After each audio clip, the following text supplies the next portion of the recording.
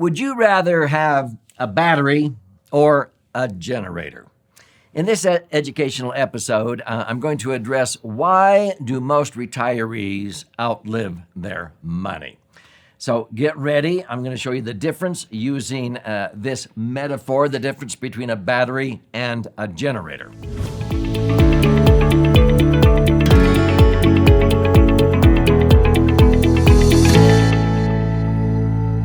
So I'm Doug Andrew. I've been a financial strategist and retirement planning specialist now for nearly 5 decades, helping thousands of people prepare for retirement so they won't outlive their money by optimizing assets and minimizing taxes. But one of my goals is to make sure that if they happen to live to be 120 years old, that they will not outlive their money due to the negative impact of taxes, inflation, and market volatility. So before I go into that, let me sort of explain what I'm talking about here. Most financial advisors try to charge up a retirement battery, so to speak, by putting your money into some kind of a portfolio that hopefully, won't go dead before you do. The problem is that most asset managers, they have your money in tax-deferred IRAs and 401ks invested in the market. And if you haven't figured this out yet, Wall Street was never designed to create predictable income. If you ask most asset managers to illustrate a predictable cash flow or income out of your IRAs or 401ks invested in the market, they will be very nervous or hard-pressed to do that. If they do, they will likely only show you a 4% payout because most broker-dealers tell their advisors, don't you dare ever illustrate more than a 4% payout. This is called the 4% rule. Why is that? Okay. Well, Dalbar, who studies investor behavior, basically has looked at history since the Great Depression. And on any 20-year period, if you bought and held in the market, you would likely average around 9.14%. So let's say 9%. Well, what does that mean? If you're averaging 9% on a tax-deferred account and you had $1 million nest egg, let's say, earning 9%, that's $90,000. Theoretically, you could pull out $90,000 a year without depleting principal if you were averaging 9%. Does that make sense? But if you're in a 33% tax bracket, which a lot of people find themselves at retirement, you pull out $90,000, you've got to pay a third of that, $30,000 in federal and or state tax, okay? So you're not netting $90,000 to buy gas and groceries, you're netting $60,000 a year or $5,000 a month. Now, some people, they go, well, yeah, if we tighten our belt, maybe we can handle that. Well, then inflation comes in, and pretty soon, in about 5 years, at the current rate of inflation, as of the recording of this episode, inflation has been over 15%, the real rate of inflation, okay? 15 into the rule of 72 means the cost of living will double in 4.8 years. So you may need a net of $100,000 in less than 5 years to buy what $50,000 buys today. But let's go back to this 4% rule. So if you could, just have your money stay in the market and not get emotionally involved on your hard-earned money, you ought to average 9% is what Dalbar says, but you'll net 6. Well, people aren't really averaging 9. Why? Dalbar says the average retiree in America with money in the market is only earning 3.49%. Why? Because they said investor return is something totally different than the investment return. Investment return, if you bought and held, would be, 9%. Why is it only 3.5%? They said because when you have this nest egg and you are relying on predictable income, human nature is when the market goes through a major downturn, which it does once every, 7 to 10 years, people watch that nest egg, that $1 million nest egg, dwindle in value when the market goes down 20, 25%. They see it go down to $750,000 or $700,000, and they usually at that point go, enough already, and then they sell and convert to money markets or whatever, and so they sell low. And then they wait till the market rebounds and they have enough confidence, and then they buy back into the market at the convincing of their advisor, and they buy high.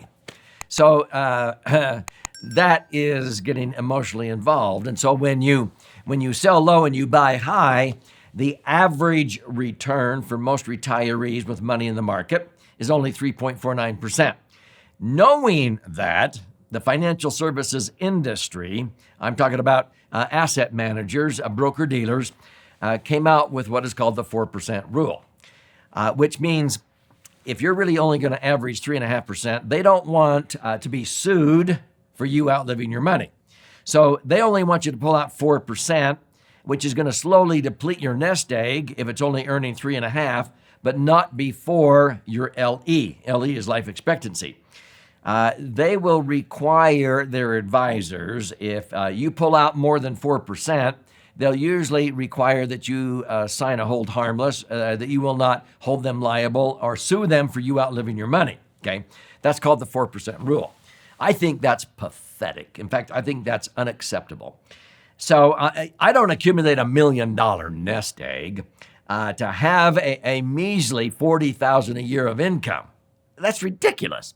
And that's before tax, even in a 25% tax bracket. You pull out $40,000, you pay tax of $10,000, you're only netting $30,000 to buy gas and groceries. That's 3%. If you were to subtract the 1% asset management fee they charge you on that $1 million, that's another 10 grand. You're only netting 2%. That's ridiculous. $20,000, $30,000 to buy gas and groceries, prescriptions, and golf green fees. Now, my favorite vehicle is a Max-Funded Indexed Universal Life Insurance contract, structured correctly and funded properly. This is where I have averaged 11.17% since 1997, and I've netted cash on cash 10.07. So based on that, $1 million nest egg can generate easily, $100,000 a year of tax-free income. Let's just go down to 9. Many times, if I earned 9.6, I've netted 9. So 9% on $1 million nest egg is $90,000. So my question is, how much more is $90,000 than $30,000 or $20,000? It is 300% more. $90,000 of income is 3 times or 300% more than $30,000. If you subtract their asset management fees, that's only 2%. And I've earned 10% net. How much more is 10 than 2? Don't say 8. It's 500% more. It's 5 times the income without depleting principal. And the beautiful thing about Max-Funded IUL is it eliminates the 3 big dangers that cause most retirement batteries to go dead. These 3 dangers short out most retirement plans or batteries. Taxes, because IUL is tax-free. Money out of an IRA 401k is now taxable. Okay. The second is inflation. Well, with IUL, I'm able to link my returns to the things that inflate. I don't like inflation any more than anybody, but it doesn't hurt me. I've always been able to earn a rate of return equal to or greater than the inflation rate at the time.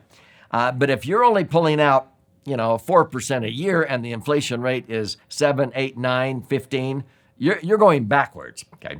For example, in the pandemic, COVID-19 pandemic year, 2020 to 2021, many of our clients locked in gains of 61.33%, some just 25%.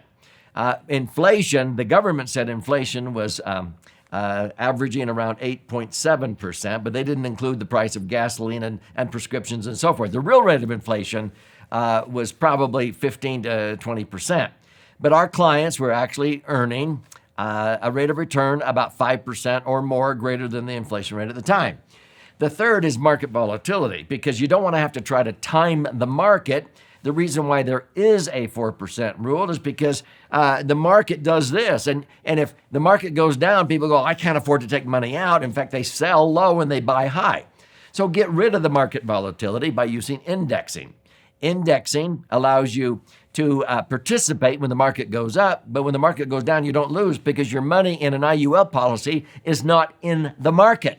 A lot of agents don't understand that. You're linking your returns to what the S&P or the Dow Jones or some index does, or indices, but your money's not invested in the market. Your money is safe in the insurance company, earning their general account portfolio rate.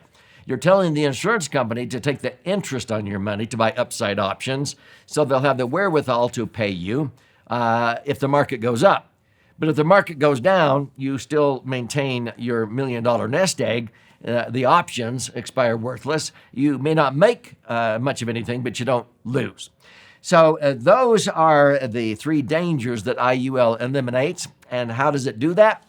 Well, it's because you're converting to a tax-free vehicle. IUL is tax-free. You're linking your returns to the things that inflate, and you're using indexing for safety. And the greatest strengths of Max-Funded IUL is liquidity, the ability to access your money when you need it, safety of the institution and safety of principal, and to earn predictable rates of return. Not pie-in-the-sky rates of return every year, but averaging, like I have 11 and netting 10 after the cost of insurance. So if this is intriguing you, I would recommend you learn more about this, or you're going to miss the boat. So I have been blessed to have authored 12 books so far in my life. This book, number 11, has been flying off of our warehouse shelves. I would love to gift you a copy of this 300-page book. It's actually 2 books in one. This one is about 200 pages, 14 chapters with all kinds of charts and graphs and explanations if you're a left brain learner. If you're more of a right brain learner, you flip it over to this one. This is about 100 pages, 12 chapters with 62 actual client stories of how a Max-Funded IUL can be used for all kinds of financial goals. Retirement, college funding for your kids, working capital for business, real estate management, emergency funds, all kinds of, it's the dream solution. So if you want to claim your free copy, simply go to LaserFund, laserfund.com, or click on the link below. You contribute a nominal amount towards the shipping and handling. I'll cover the rest of that cost, and I'll pay for the book. I will fire out a hard copy to you. And while you're in there claiming your free copy, check out if you like to listen and learn or watch and learn. There's audio and video. Check out our free educational webinars that we teach on a weekly basis. You can even schedule an appointment to talk to an IUL specialist to see how a properly structured IUL policy can work in your particular set of circumstances.